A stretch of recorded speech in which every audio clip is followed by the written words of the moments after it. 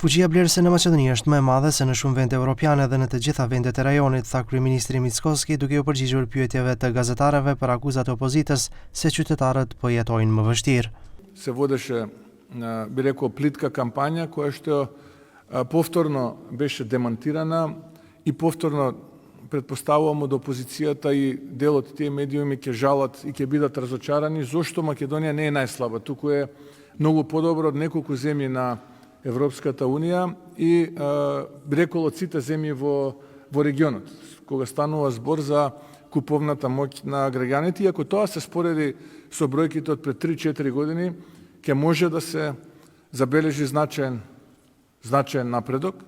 Ngjashëm si kryeministri edhe guvernatori Trajko Slaveski përmes rrjeteve sociale dy ditë më parë deklaroi se vlera e pagës minimale bruto në Maqedoni, e matur sipas fuqisë blerëse në korrik të vitit 2026, është më e madhe se në 7 vende anëtare të Bashkimit Evropian dhe në të gjitha vendet e Ballkanit Perëndimor dhe në Turqi. Prisni pak, a nuk e thash këtë që në qershor të vitit të kaluar, për linqimin publik për thënien e së vërtetës, u përgjigja me kapacitetet e larta për absorbimin e urrëties.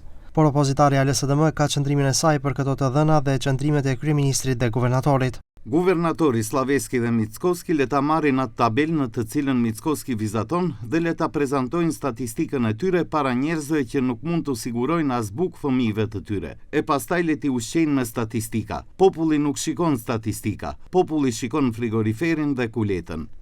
Eurostat disa ditë më parë publikoi të dhënat më të reja për pagën minimale në shtetet e Bashkimit Evropian dhe në vendet kandidate.